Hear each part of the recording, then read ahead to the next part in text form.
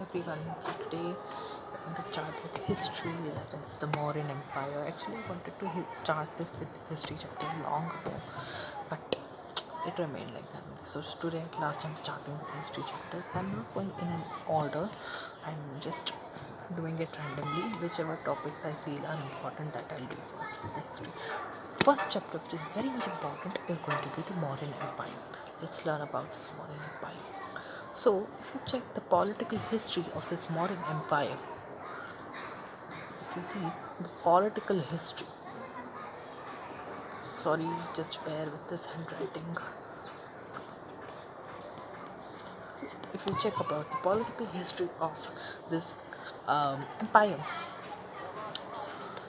before that, I would like to ask you, can you tell me what in the alphabets, which are the first three letters which you say? Yes, you are very much right. A, B, and C. But in the Mauryan Empire, we are going to learn them in a different way, in an antiphon. That is, you will learn C, B, A, not A, B, C. You will learn C, B, and A. I don't know why this is happening. Yeah. So you are going to learn it as C, B, and A. So why is this I'm telling you A? Am I teaching anything wrong? Actually, no. Don't go and tell your parents that I'm teaching you something wrong. It should be ABC, I'm teaching you CBA. No, I am telling you about the Mauryan Empire. So, in Mauryan Empire, the first ruler was the Chandragupta Maurya, who founded this Mauryan Empire, whose letter starts from C. Then is Bindusara, who is Chandragupta's son. B for Bindusara. And Bindusara's son is Ashok, the great king. So these are the three important rulers of this Mauryan dynasty. So therefore, just for convenience of just for the convenience of remembering these names, I have done this. That CBA. In this way, you can learn the political history of this Mauryan Empire. Now, in every dynasty, we have some sources for that. Any kingdom, dynasty, kingdom, and so there you have sources, literally sources, archaeological sources. Literary sources are the sources like which you can actually, which they are written, you can read them, and then you can understand about what it is. And archaeological sources are the buildings or anything which is built up, and on that, from that, you can get a lot of sources. First are the literary sources. Literary sources consist of Arthashastra by Chanakya and Indica by Megasthenes. Then you have the archaeological sources like the Ashokan edicts and the Sanchi Stupa. Let's learn about all these sources in detail now. First, literary sources, we have Indica. Now, Indica is written by a Greek ambassador, Megasthenes. Megasthenes had come to India. He was a Greek ambassador, and when he came here, he noticed some things. And whatever he noticed here during Mauryan reign, he wrote that in a book, which is Indica. And now this Indica serves as a good source of Mauryan Empire.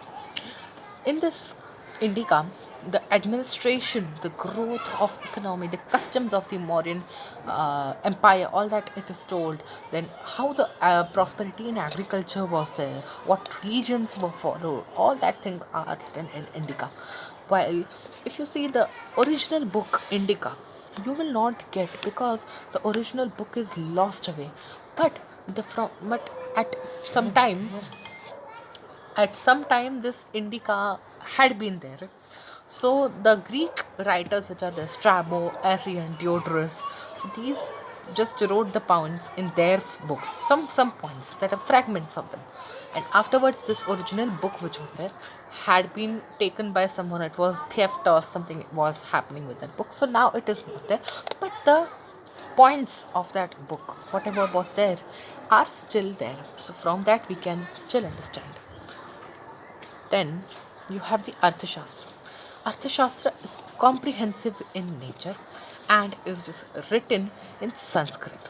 It was written by Chanakya, who is also known as Kautilya or Vishnugupta. These all three people are same person. It is one person only, just different names are given to it: Chanakya, Kautilya, Vishnugupta. Now, This Chanakya was a very wise person. He once went to Nanda, but there he was not respected. So he told, he now I'll make a king, and this Nanda will be defeated. Same thing he did. When he was just walking, he saw some children playing the game of a king, and that the role who was the king's role who was doing, he saw that yeah, he has leadership qualities, he can become a good king. And so he was Chandragupta. Now he took Chandragupta with him and started training him. He started giving him knowledge of administration and all those things, and in that way he made Chandragupta the king. So, Arthashastra is a very nice book in which everything of the administration, how the country should be ruled, that is written. You know, in in present also, many Indian people who are there, they learn this Arthashastra, they read complete Arthashastra, and then they come to politics or business or anything that may be. They first learn all this Arthashastra and then go there. That means Arthashastra is very important book and very nice book. It deals with the politics, the rules of diplomacy, and the principles of administration, how you should uh, rule the country, what to do, what not to do, all the political topics it is written about. It has 6,000 verses and 15 sections in it. Let's move to the archaeological sources where you have the Ashokan edicts. There are 14 major rock edicts and 7 pillar edicts. Edicts are what? Edict is a decree that is issued by a sovereign king. So these are usually inscribed on rocks and pillars. Like the praises of them are given. It tells us about what was there in the present. So this Ashokan edicts which are there, they give a useful insight into life of Ashoka and the ideals of Ashoka, how Ashoka lived his life. All that is given in these Ashokan edicts. Then also the Beri Goshas stopped.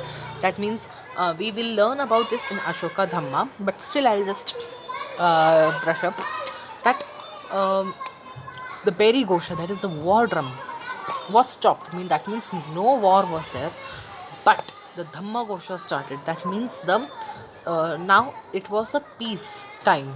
The time of peace had started, like that. And then Ashoka's life had changed after the Kalinga war, as we all know it very well. So he prohibited the killing of animals. That was written on those edicts and all. There were also some official proclamations about of that time. Then you have the Sanchi Stupa. Everyone knows that very well. It is by the shape. It is a semi-spherical dome-like structure. Okay, it is, as you can see, this semi-spherical dome-like structure. Then the composition, it is made up of unburnt bricks and stones. It represents the spiritual body of Buddha containing his relics. So some parts of body parts of Buddha, such as the teeth, the hair, and the bones, all those are kept in a casket, and that casket is at the base of this Sanchi Stupa. Where is the Sanchi Stupa located? It is 45 kilometers away from Bhopal in Madhya Pradesh. If you go there, do meet this and do see this. There are 4 gates in different 4 directions, north, south, east, west. You have 4 different gates. Now, from these gates, you have entry to the Sanchi Stupa, and they have carved panels. You can see this panel. Yeah, I hope. So these panels are there. You can see this at the entry of this, you have this panel. So at this panel you have some the story of the life of Buddha is there, and some Jataka tales are being carved on that. So from there you can understand all those things. Then you also have the symbols of Buddhism in that, like the people tree, the lotus, all these symbols you can see over here, just in the picture below that. Then also there are pillars which are surrounding the capital, which contains sculptures of 4 lions, and these 4 lions are nothing but the same uh, same sculptures that we see on the Ashoka pillar, that is at the Prayag, and also on our rupee notes. You can see that the Satyameva Jayate that is written. Those 4 lions are these. Now we have learned about the political history and about a little sources about the Mauryan Empire. From the next module, I'll be starting with the administration of the Mauryan Empire. Thank you.